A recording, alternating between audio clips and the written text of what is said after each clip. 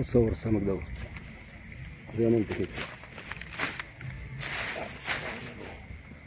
الصلاة على النبي، الصلاة على النبي. أحلى مسا رجال، اللهم صل على النبي. نور الكشاف بتاعك عليها كده. الصلاة على النبي. المصري بيمسي عليكم. أحلى مسا رجال. احلى مسا على عيونك يا عمنا. الله يخليك يا باشا. شكرا. براحتك براحتك، خليك براحتك. لو قبلك الفيديو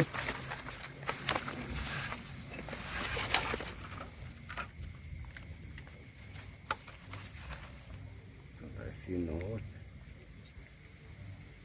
والعياشة اهي. والف شكر يا باشا. حبيبي يا عمنا. هنمشي منك يا باشا، ربنا يخليك. تعيش يا باشا ورزقك. السلام عليكم ورحمه الله وبركاته، اخواني وحبايبي متابعينا على قناه المصري تعليم سيد السمك بالصناره. اللهم صل وسلم وبارك على سيدنا محمد وعلى اله وصحبه وسلم.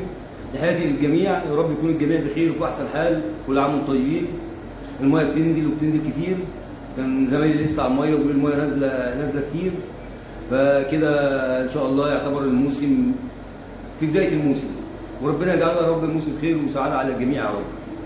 اولا فضلا منكم ورئيس امر، معانا اخ فاضل معانا في القناه اسمه وائل الحفناوي، هو بعافيه شويه وطلب منكم ان كنتوا تدعوا له ان ربنا يعفو عنه ويخفف الامه يا رب، فربنا يشفيه يا رب ويعافيه ويشيل عنه يا رب.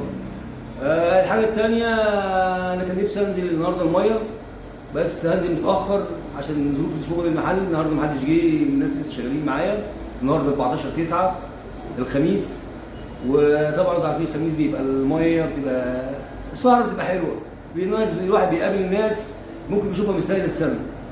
فان شاء الله هنزل رصيف الشرطه، رصيف حلوان، لان رصيف الركن هتلاقيه النهارده زحمه، وهتلاقي الاخصاص زحمه موت. اصلا الاخصاص دورها يا جماعه، عشان برضه الناس سالت كتير على الاخصاص، الاخصاص دورها صغير مش دور كبير. في الصوره شغل 15-20 واحد والناس بترمي في بعضيها، ده للامانه وللمصداقيه، الدور مش كبير عشان برضه الارض كلها بقت مزروعه عفش وقصب فار وبتاع، فدورها محدود.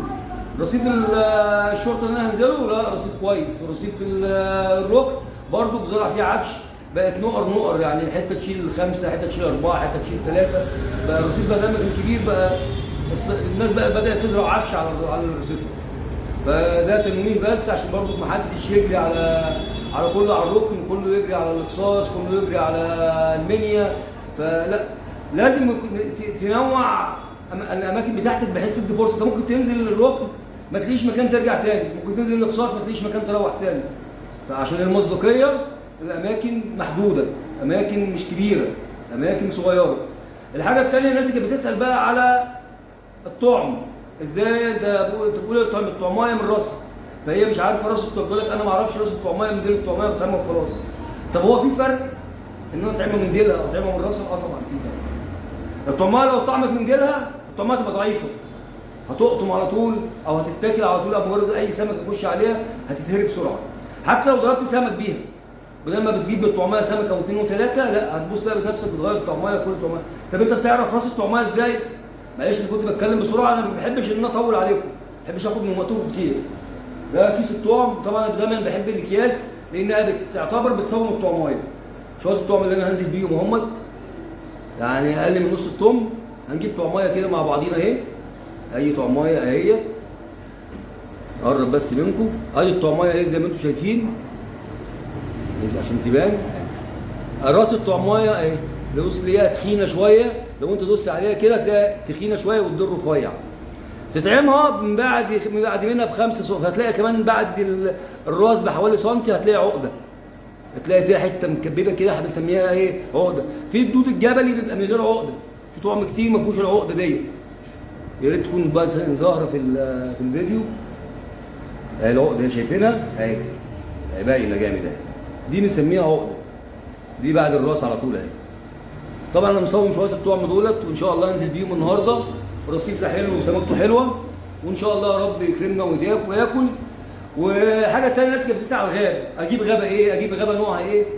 طب الغاب اللي انا عن نفسي، الغاب اللي عندي كله في البيت اللي بعنيه وما بقدرش افرط فيه حتى ولا حتى لو ابني خده واصطاد بيه اقول له خلي بالك من الغاب ده يعني عزيز عليا شويه، الشومانو، شكسبير، سارة شكسبير، الدايوه، الحاجات اللي هي الياباني القديمه هتلاقيها كلها 45 4 ونص. لكن الغاب الطويل بقى عشان نفادي الهيش ونفادي الحاجات دي كلها بنستخدم عشان تقدر كمان تشيله على ايدك بنجيب الغاب الكربون.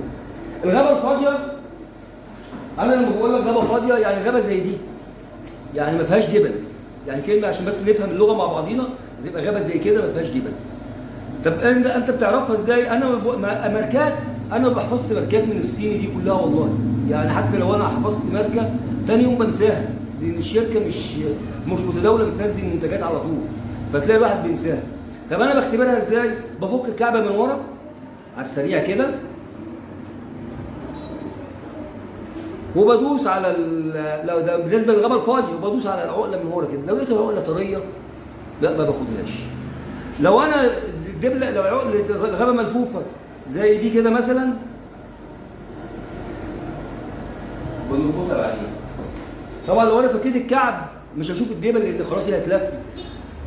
طب بتعرفها ازاي ان هي غابه كويسه؟ في حاجه الكربون انواع، في الغالي وفي الرخيص. الكربون الغالي لو انت شميت كده هتلاقي ريحه الكربون نفاذه من في جوه الغابه. طب الحاجه الثانيه انت بتشتري على كده؟ لا ما بشتريش على كده. اهم حاجه ان انا انفذ الغابه. نجيب بقى ديت اللي هي ديت افرد الغابه. اطلع الشرشوب ادي فردت الغابه.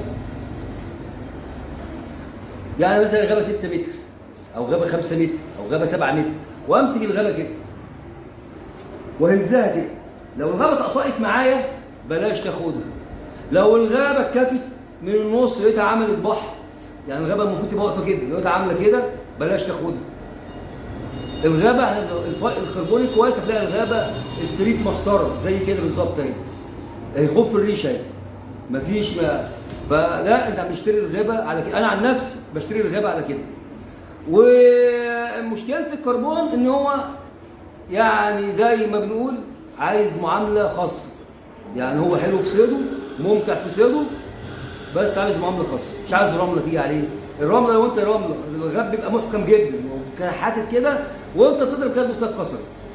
عايزه دايما حته وتنضف فيها بعد ما تخلص، تغسلها في الميه وتنشفها كويس بعد ما تخلص. ده ميزه الكربون وعيب الكربون. انا مش عايز اطول عليكم اكتر من كده. بالليل بقى اطلع على الميه، ليه بكلمكم دلوقتي؟ لان على الميه هطلع بالليل فمش هعرف اصور. ان صورت هصور لكم السمك وانا بصطاده، ده انا هيكون طالع معايا ناس اصحابي اصور لكم السمك وانا بصطاده ونعمل لكم تقرير عن الميه اذا كانت الميه زي فعلا خست ولا ما خستش. وانتظروني ان شاء الله بعد ما اقفل ان شاء الله واطلع على الميه بالليل. السلام عليكم ورحمه الله وبركاته. ولا كبير معلش عشان القناه بس حبايبي نرفع القناه وانا اطلع السمك انا. مسجل ولا سجل؟ لا انا سجل. صلى على النبي، صلى على النبي، صلى على النبي. تعالى يا مصري هنفضل ابطالها لحد ما نبطلها. السمك هو رجاله اهو.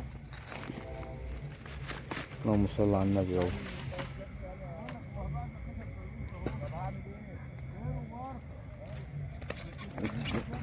امسك صلى على النبي. الف شكر يا غالي. حبيبي يا عم احمد. حبيبي يا باشا. صور على طول كده زي ما انت كده. بسم الله ما شاء الله. تعالى يا سامي ركز معاه على السمكه كده. صلى على النبي عليه الصلاه والسلام. النبي يا رجاله اهو. احلى مصري في الدنيا كلها. يا رب يبارك لك.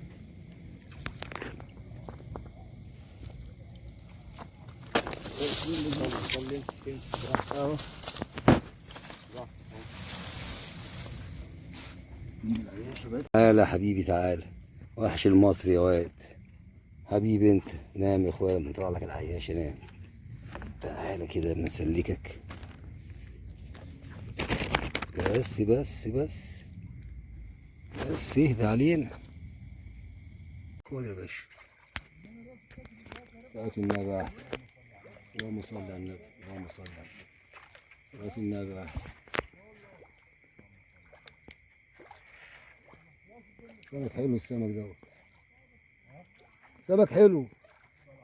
صل على النبي يا حاج محمد حبيبي يا ميدو. بس اهدى بقى، اهدى بقى.